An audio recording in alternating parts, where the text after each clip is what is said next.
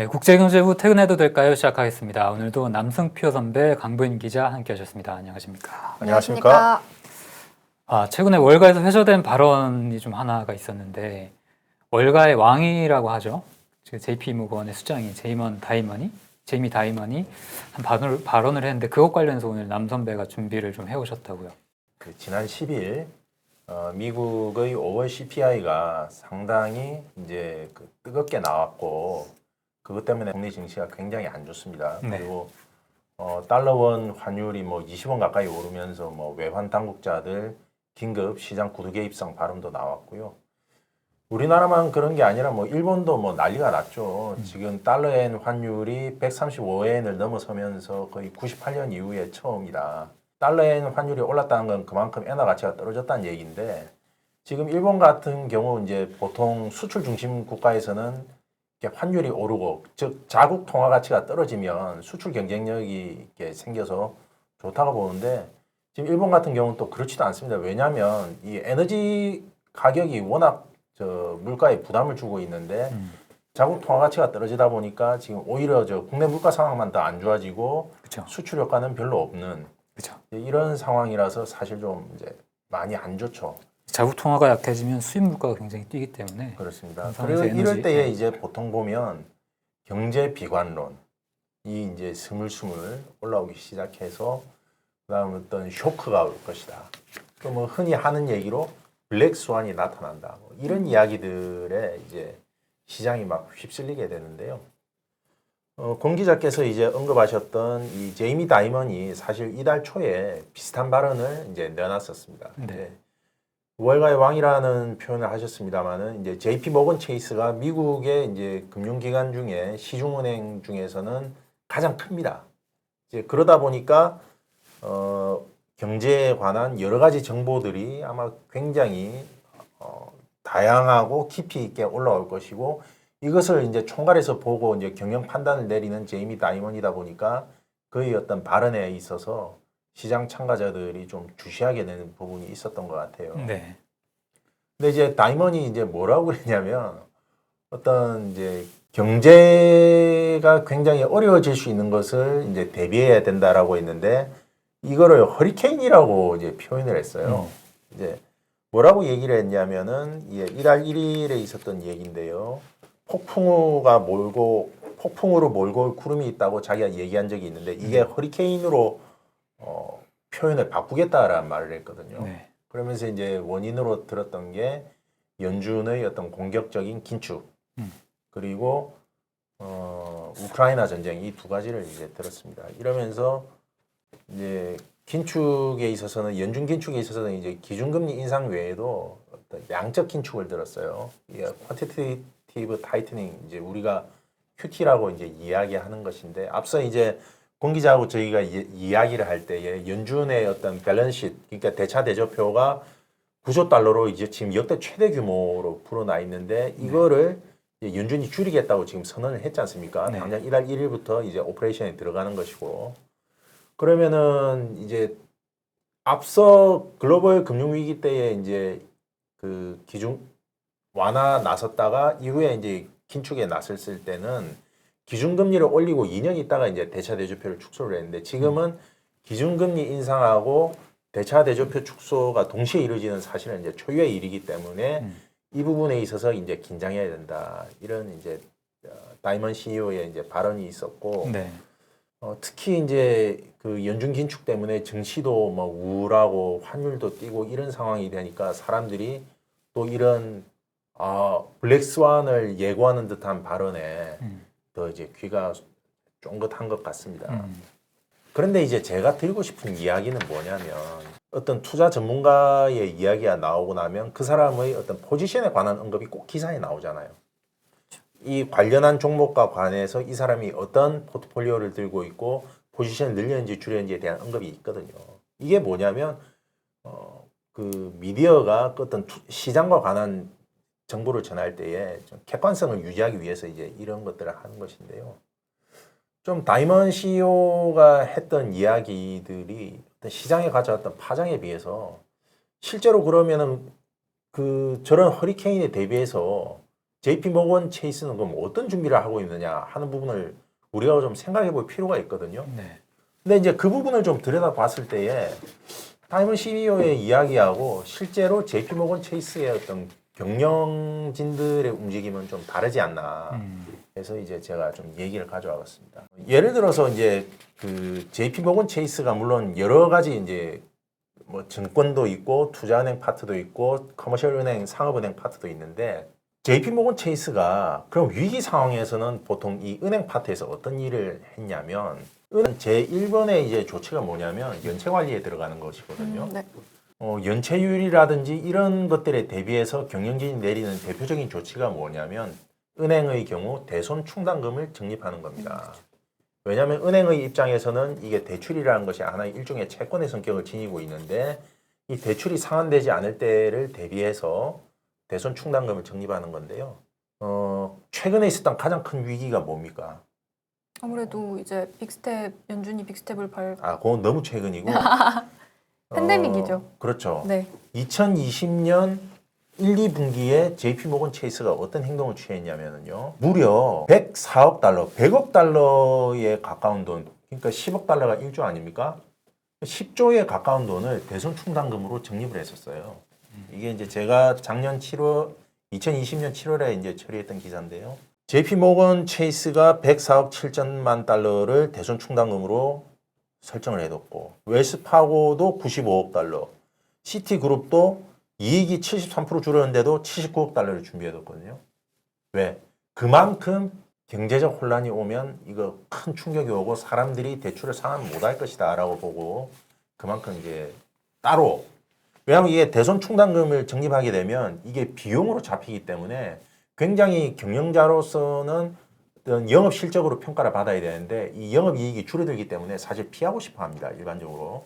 그런데 이제 그만큼 경영 부진이라는 비판을 받더라도 지금 그게 중요한 게 아니라 이게 지금 크레딧 이벤트가 발생할 수 있기 때문에 여기에 대해서 은행이 흔들려서는 안 된다. 왜?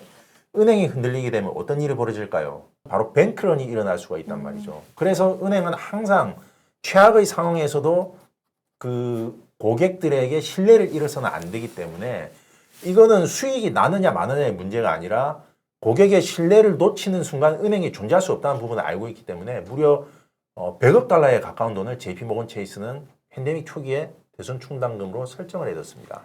그러면 이거 CEO가 경제의 허리케인이 온다라고 했단 말이에요. 그러면은 팬데믹 초기와 마찬가지 수준의 어떤 대손 충당금을 적립했느냐, 여기에 대해서 JP 모건 체이스의 가장 최근의 움직임으로 이제 볼 수 있는 게 뭐냐면 1분기 실적 발표 때에 내놨던 언급인데요. 경영진이 뭐라고 그랬냐면 지금 화면에 나오고 있습니다만은 US consumers are doing just fine 이래가지고 지금 저 당시에도 물론 이제 저 발표가 있고 나서 2주 정도 있다가 다이먼 CEO의 이야기가 나왔습니다만은 뭐 그 사이에 사실 은행이 크게 전망이 바뀔 만한 일들은 제가 보기엔 크게 없었거든요.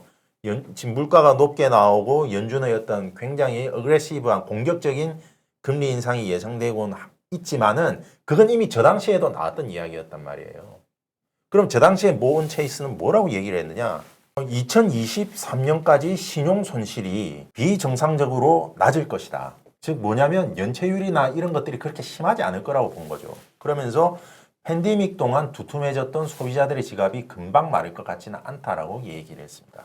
그러면서 그 제레미 바넘 JP 모건 CFO가 단기 신용 전망에서 큰 그림은 특히 미국 소비자에게 있어서 여전히 튼튼하다는 것이다 라고 얘기하면서 미국 경제가 그렇게 많이 흔들릴 것 같다고 보지는 않았습니다.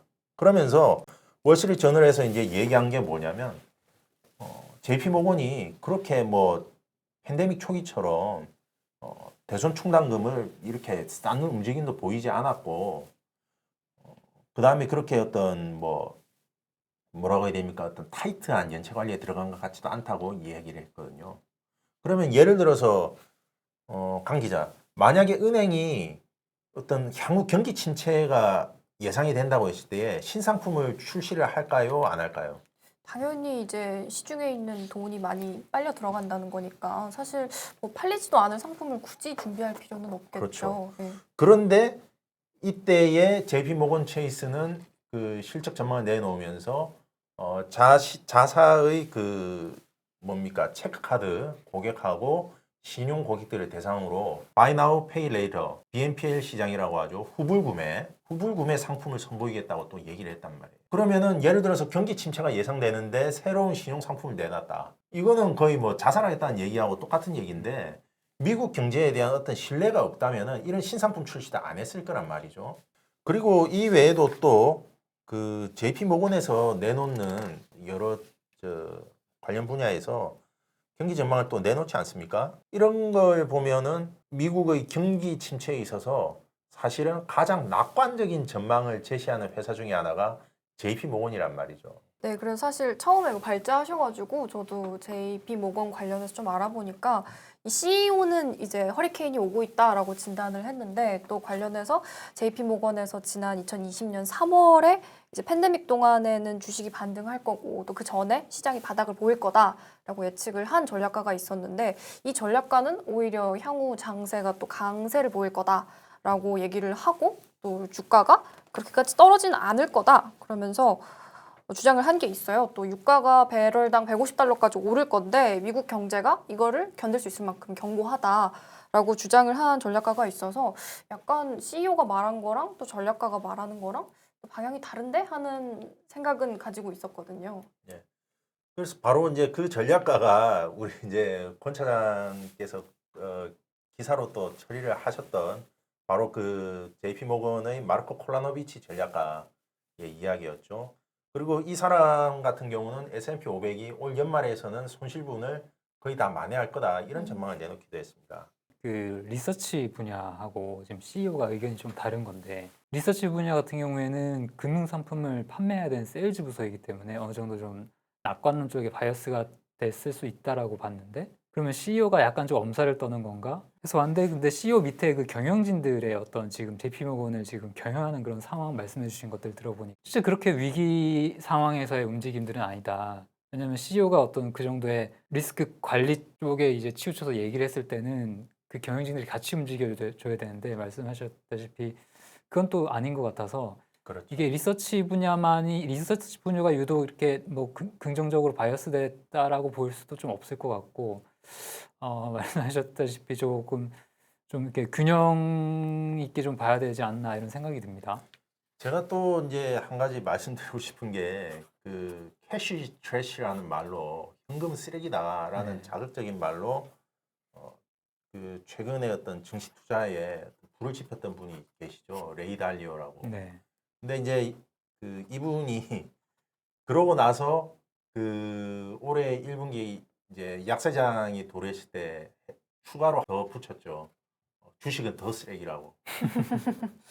그래서 뭐 사실 이런 경제 부루라고 할까요? 어떤 큰 좀 스마트 머니라고 부를 만한 사람들의 어떤 이야기에 관심을 가지시는 건 좋은데 너무 그런 사람들에게 휘둘릴 필요가 없다.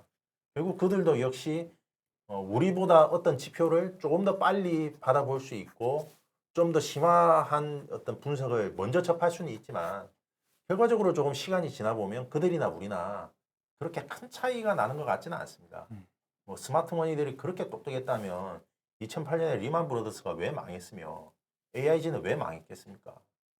그래서 그런 부분에 있어서 오히려 그들이 실제로 경영을 어떻게 하고 있고 지표를 어떤 식으로 관리해 나가는지를 살펴보는 게 좀 더 정확하지 않을까. 미국 CPI가 지금 뭐 예상보다 급등하면서 경기 침체 우려가 한층 더 커진 건 사실인데 맞습니다. 이럴 때일수록 그 공포에 휩싸여서 너무 자극적인 발언들 하나하나에 너무 다 신경 쓰는 것보다는 조금 더 균형 잡힌 시각이 좀 필요해 보입니다. 네. 오늘 저희는 그 JP모건 제이미 다이먼 얘기를 좀 중심으로 기관에서 나오는 발언들이 어떻게 좀 차이가 있을 수 있는지에 대해서 얘기를 해봤습니다. 저희는 그럼 다음에 또 좋은 정보 가지고 들어오도록 하겠습니다. 저희는 이만 퇴근하겠습니다. 퇴근하겠습니다.